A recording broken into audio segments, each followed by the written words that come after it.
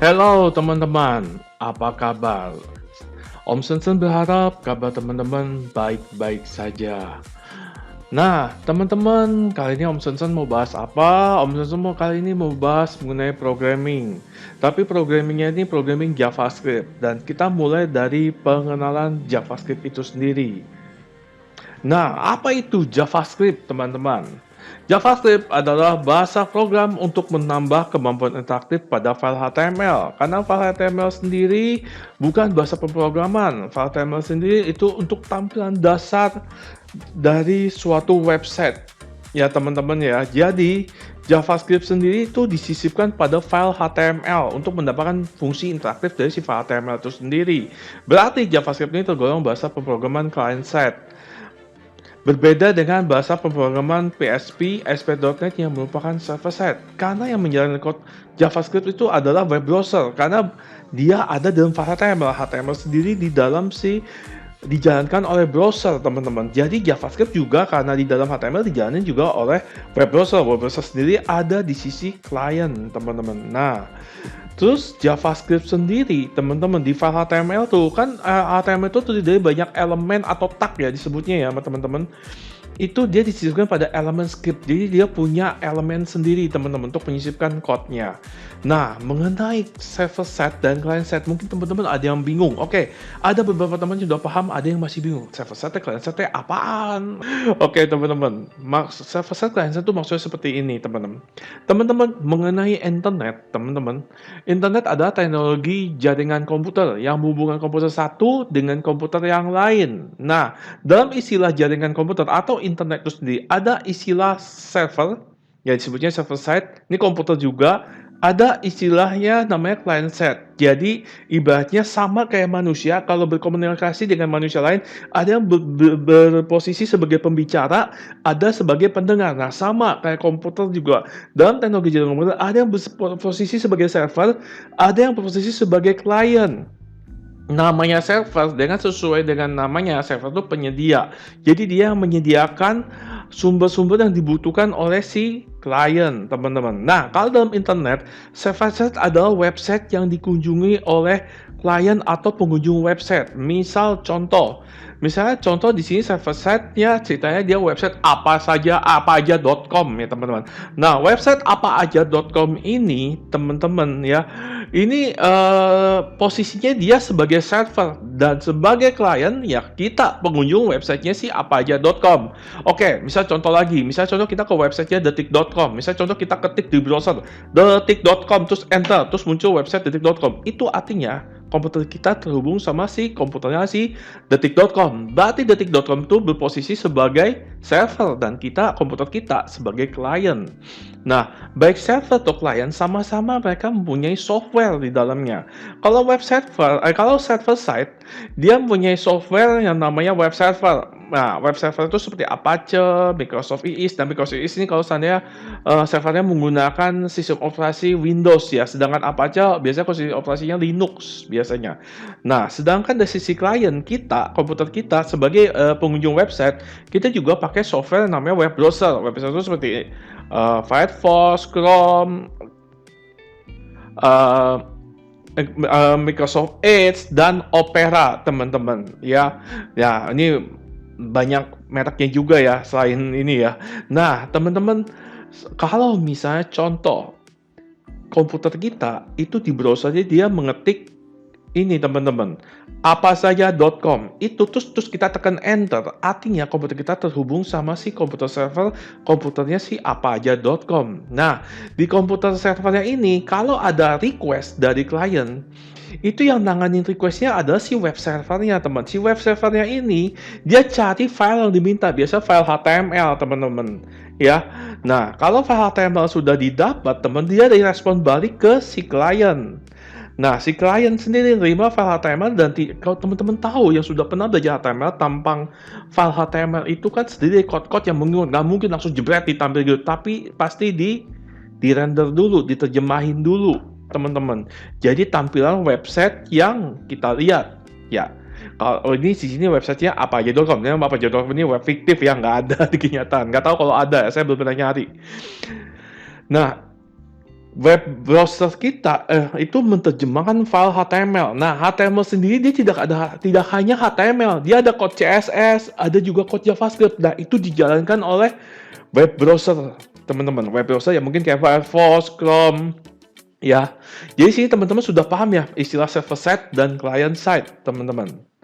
Nah, kalau mengenai file HTML atau web page ya, web page sendiri itu sebenarnya dia terdiri dari si file HTML, code HTML maksud saya. Code HTML sendiri merupakan struktur dasar dari tampilan web page.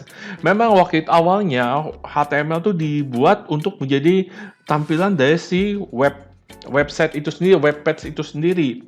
Tapi ada kekurangan, teman-teman. Ya, teman-teman kalau pernah belajar HTML doang, itu tampilannya ya gitu-gitu aja, simple banget gitu, teman-teman.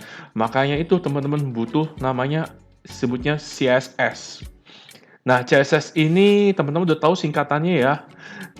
Dari namanya aja udah mencerminkan untuk styling, untuk ibaratnya mempercantik dari si tampilan web itu sendiri. Jadi sekarang nggak mungkin kalau teman-teman lihat web cuman HTML doang, pasti ada CSS ya teman-teman ya. Nah, cuman HTML CSS doang itu nggak cukup teman-teman. Ya, ibaratnya ada mobil Ferrari tapi nggak bisa jalan karena nggak ada mesinnya. Ibarat seperti mobil Ferrari kan cakep ya, atau mobil Lamborghini atau mobil Porsche, ya sebutlah mobil-mobil termahal di dunia, mobil-mobil mewah di dunia ya teman-teman, tampil desainnya cakep kan, tapi nggak bisa jalan karena nggak ada mesinnya.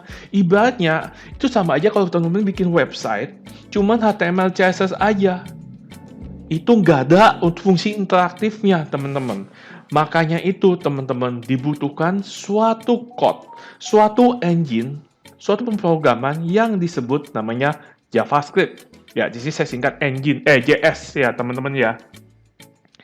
Nah, itulah kenapa kita butuh JavaScript, teman-teman. JavaScript, teman-teman, kalau dari segi sejarah, tunggu dulu, ini foto siapa ya di sini ya, Om? Ini foto Om siapa?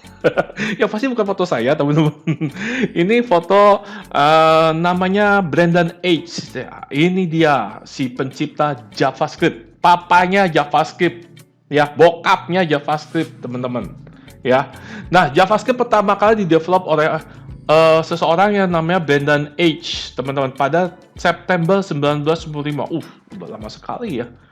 JavaScript ini hadir pada browser Netscape. Nah, mungkin teman-teman yang lahir tahun 90-an mungkin ada yang belum pernah ngerasain kalau ada software Netscape ya. Nah, Netscape sendiri pada awalnya dulu dijalanin Netscape dulu namanya bukan JavaScript, namanya LiveScript, teman-teman. Nah, terus kemudian si Microsoft, ya Microsoft teman-teman tahu ya, perusahaan punyanya Om Bill, maksudnya Om Bill Gates. Microsoft pertama kali mengimplementasikan JavaScript, dia coba implementasi JavaScript pada browser Microsoft Internet Explorer 3. Mungkin sekarang Internet Explorer udah nggak ada, sekarang Microsoft Edge ya, generasinya ya. Yang dirilis pada tahun 1996 ya. Nah, tapi lucunya Microsoft itu mempunyai versi JavaScript sendiri yang disebut JScript. Ini saya pernah nyoba teman-teman, tapi umurnya nggak lama teman-teman. Ya, versinya si Microsoft ini.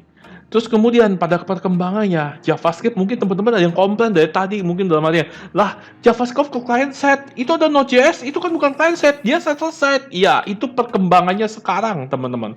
Sekarang perkembangannya JavaScript itu dulu cuma client side, bahkan ada beberapa developer yang malas belajar JavaScript. Ngapain belajar JavaScript?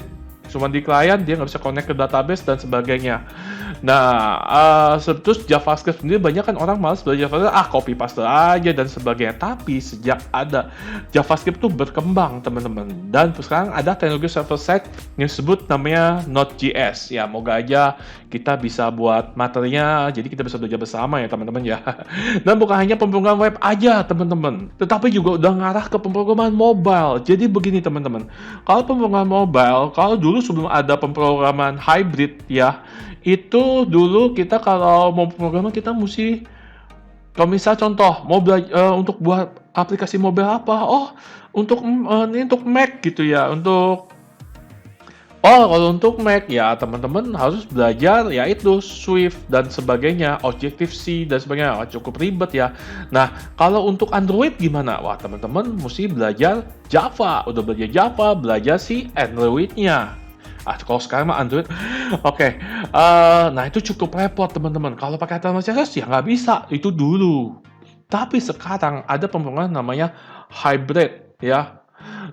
Jadi hybrid itu menggunakan HTML, CSS, sama JavaScript, dan tentunya menggunakan framework tertentu ya untuk membuat aplikasi mobile. Ya salah satunya Cordova, Ionic, mungkin kalau Adobe juga punya namanya PhoneGap, ini saya nggak tahu sih ini lagi. Terus ada mungkin dari si Facebook juga bikin, dia mungkin pengembangan dari React.js ya, jadi apa yang namanya React Native, ini lagi ngetren nih React Native teman-teman. Ya, dan lain-lain, banyak teman-teman. Ya, nah, teman-teman mengenai belajar JavaScript kita ada beberapa spesifikasi yang harus teman-teman penuhi. Pertama, teman-teman soal skill. Teman-teman wajib harus mengenai paham HTML CSS terlebih dahulu. Kalau teman-teman tidak paham HTML CSS, saya sarankan tutup dulu tutorial ini, review dulu atau pelajari dulu HTML CSS. Teman-teman bisa searching di googling atau di YouTube nih banyak tutorial HTML CSS. Ya, atau enggak mungkin teman-teman bisa ikut kursus yang berbayar ya, salah satu banyak ya teman-teman ya. Oke, terus kemudian teman-teman dari segi hardware, teman-teman hardware itu prosesor mungkin minimal butuh Pentium 3 atau di atasnya ya teman-teman ya. Terus mengenai RAM memori minimal 2 giga teman-teman, ini udah bisa jalan sih kalau pakai Intel Pentium. Tapi kalau Mac saya kurang tahu ya teman-teman, mungkin teman-teman yang Mac bisa bantu ya. Terus kalau operating system tentunya Windows atau Mac atau Linux ya teman-teman ya. Nah, untuk software teman-teman, kita butuh software code editor. Nah, code editor sebenarnya bebas ya teman-teman ya. Mau teman-teman menggunakan Notepad aja mungkin, atau Notepad++, atau menggunakan Sublime, Atom, Komodo, dan sebagainya ya. Ya, teman-teman yang senyamannya teman-teman aja. Cuma di sini kita prakteknya menggunakan Visual Studio Code ya teman-teman. Kalau mau ikut bersama kita, ya teman-teman bisa download Visual Studio Code itu di code.visualstudio.com ya. Ini gratis teman-teman. Nah, teman-teman untuk browser, kita butuh browser ya. Seperti kita katakan, browser itu JavaScript itu dijalankan oleh browser, teman-teman ya. Maka itu kita butuh browser. Browser juga sebenarnya bebas, teman-teman pakai apa aja, tapi saya saranin pakai Chrome atau Firefox atau si Opera, teman-teman. Tapi di sini kita mencobanya itu menggunakan Chrome ya, teman-teman ya. Nah, ini teman-teman yang nggak punya komputer atau laptop mungkin mikir, lah ini kok cuma bagi yang punya komputer atau laptop, kalau saya cuma punya smartphone aja bagaimana? Nah, baik teman-teman menggunakan smartphone Android, hanya punya komputer smartphone Android atau Mac, Apple, teman-teman bisa search, kemudian kalau Android bisa search di Google Play Store, kalau Apple mungkin saya cari di Apple Play Store, coba search atau browse dengan menggunakan keyword code editor. Ya, nah cuman untuk Android teman-teman bisa search di Google Play Store dengan keyword seperti ini, Droid Edit. Di Google Play Store coba teman-teman cari. Nah ini Droid Edit ini code editor menyerupai Notepad++ teman-teman. Ya, teman-teman bisa mencobanya ya bagi teman-teman yang menggunakan smartphone Android. Setelah ini kita akan mempraktekkan JavaScript yang simple, teman, untuk menunjukkan pada teman-teman JavaScript itu seperti apa. Ya, mungkin sebagian teman-teman udah tahu, tapi ada sebagian teman-teman yang belum tahu ya. Nah, cuman kita prakteknya tidak di video ini, tapi kita prakteknya di video yang selanjutnya ya, teman-teman. Teman-teman, terima kasih telah mengikuti video kita. Sampai ketemu di video selanjutnya. Terima kasih teman-teman.